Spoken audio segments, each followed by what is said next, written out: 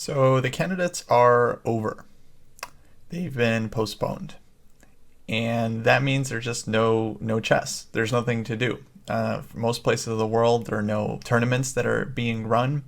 Players are left to resort to playing online chess, which is just not as fun as playing over the board, especially for players that are trying to get their rating up, improve their chess. Long time control tournaments are really important. So, what to do? Well, I would suggest using this time to take up a project that you've been meaning to do for a while. It's always been my opinion that real chess improvement often takes 2, 3, 4 months before you see any actual effect on your play. So use this time to really dig in. Find a book you've been wanting to read for a while or start studying through a course. Personally, I am starting to work through Gustafsson's chessable repertoire on e4, e5. I've always been a big fan of Jan's theoretical work, and now seems like the time to go through it. I've also been working on 100 endgames you must know, a little bit on and off, more off lately, rather than compared to the start of the year when I was kind of more motivated for it. But now that there's nothing to do, this is exactly the time to spend 1, 2, 3 months hunkered down in your room, just working on something that you think you can really improve about your game.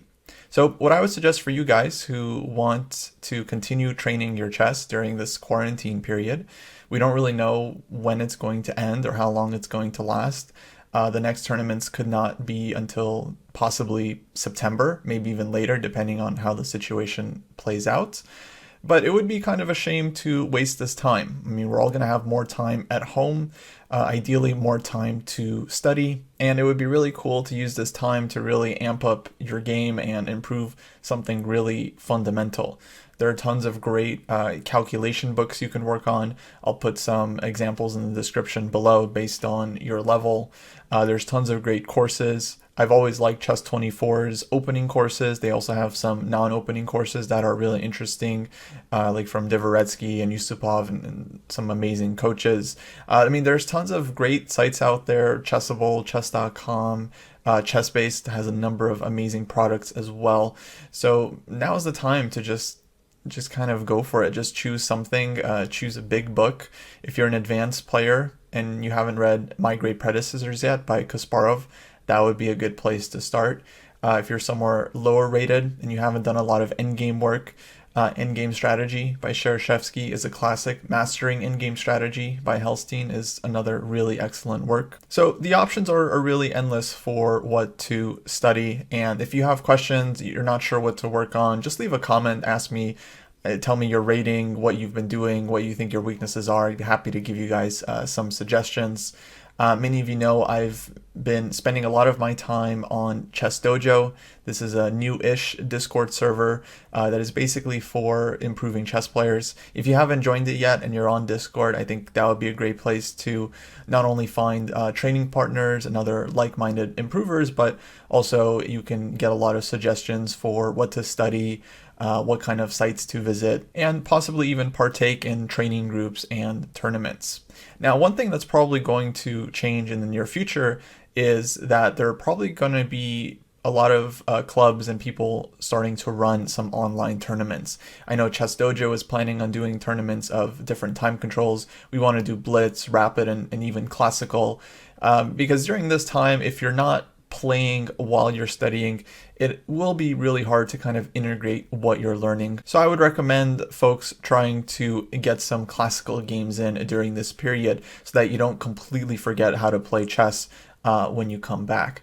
Now, of course, you can play a lot of blitz. I have very mixed feelings about blitz. I think it's useful for some things, not useful for most things. I think blitz is mainly great when you have a new opening that you want to try out and you want to just get a bunch of games in, because that will quickly tell you which lines you're comfortable with, which positions you're not so comfortable with, and you need to study further.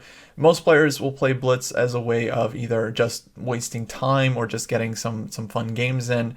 But I think the mistake a lot of players make is that they will treat blitz as some kind of way to evaluate their game, which I think is a huge mistake. You know, if you work hard for 2 weeks and you work on your tactics for example, or your openings, and then you go play blitz, it's not always going to translate. I mean, rarely will it translate that quickly.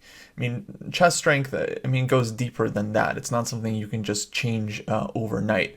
So the problem I see a lot of players, or the mistake I see a lot of players make, is that they tend to look for results too quickly. But now there's not going to be such a thing as results for quite some time. Our ratings are probably going to stay in place for the next couple of months.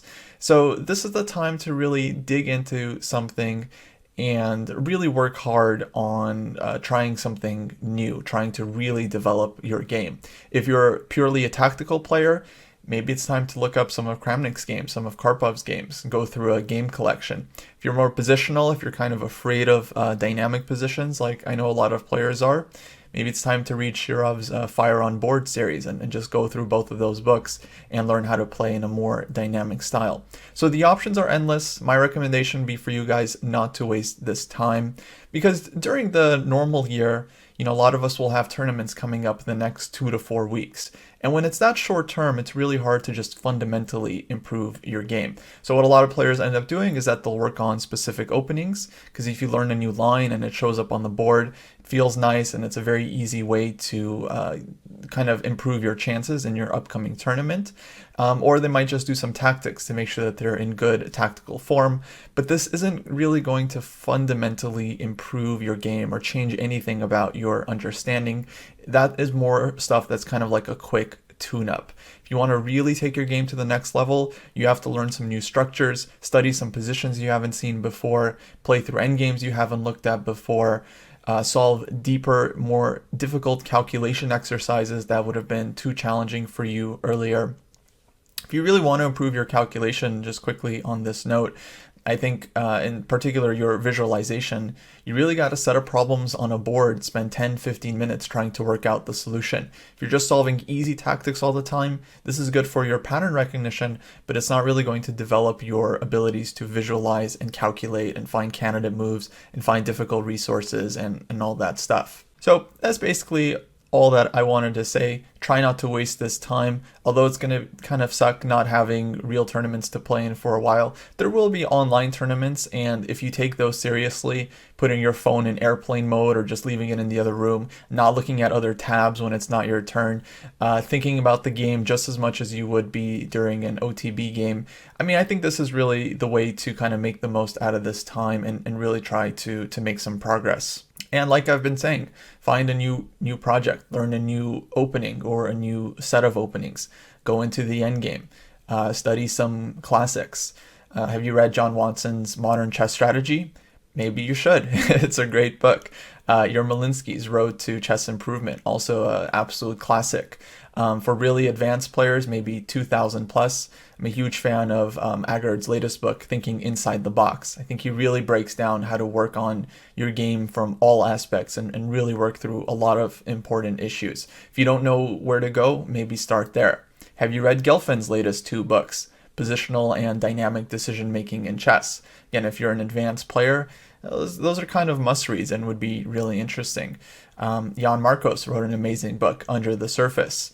And for lower-rated players, I mean, there's tons and tons of classics out there. Once again, I'll leave a list of my full recommendations in the description below. I'll also drop a link for ChessDojo. We have a new YouTube channel where we've been making a lot of videos, mainly on the candidates, although that's unfortunately going to stop now. But we're also planning on doing future projects and videos, mainly focused on chess improvement. And join the ChessDojo Discord server as well in the meantime, if you want to find some training partners or just like-minded chess players.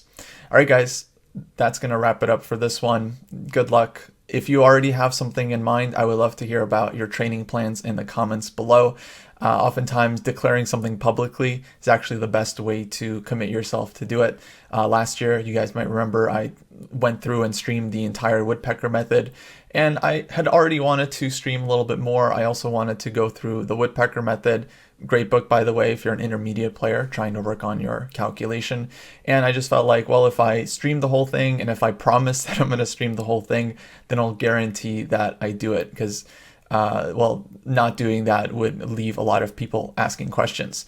So make a public declaration. You can start in the comments. You can do it on Twitter. You can do it on your own YouTube channel or stream. You can do it in Discord. Get some people to hold you accountable, to ask you like, oh yeah, weren't you working on the Sveshnikov or the Endgame book or whatever it may be, and try to make the most out of this time. All right, that's it for now. See you guys.